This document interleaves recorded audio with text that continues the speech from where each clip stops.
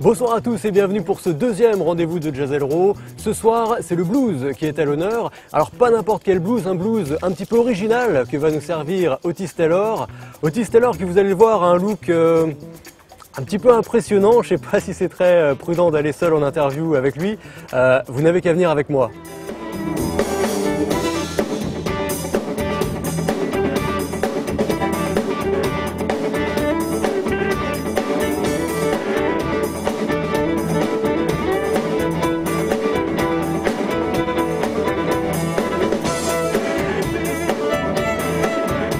Otis Taylor, c'est le père de ce qu'il appelle lui-même le trance blues.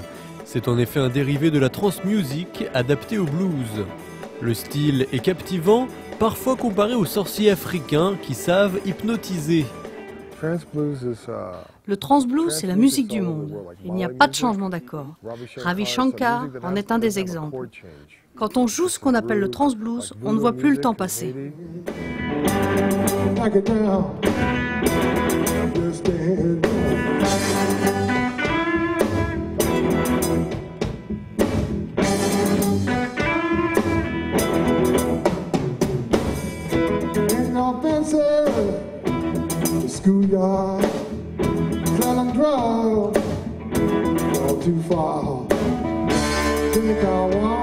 L'artiste du Colorado délivre des paroles souvent dures et pessimistes, mais Otis Taylor s'en défend. Il n'est pas un chanteur engagé, il est juste quelqu'un qui raconte une histoire.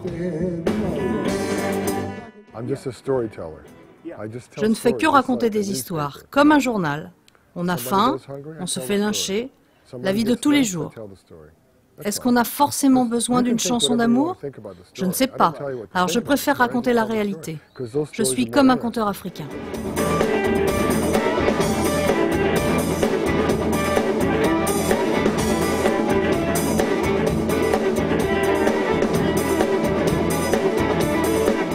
Le personnage peut impressionner par son charisme imposant, sa grosse voix grave, son envergure, son regard clair et transperçant. Mais Otis Taylor est un vrai gentil.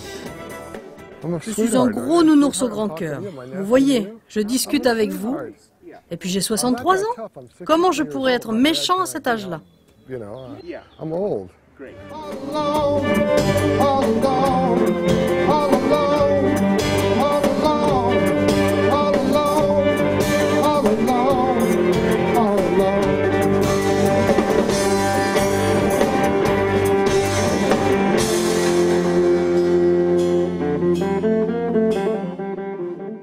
Et bien voilà, c'était Otis Taylor. Otis Taylor qui, je vous rassure, est très très gentil, c'est même un vrai nounours. Pas vrai, Otis? Comme c'est comme ça. Oh bon, ne quittez pas, nous nous retrouvons tout à l'heure à 12h30 pour un pique-nique exceptionnel. À partir de 12h30 avec deux concerts, PG Project et Pink Turtle. À tout à l'heure. Ah oui, mais ça fait mal, faut arrêter quand même.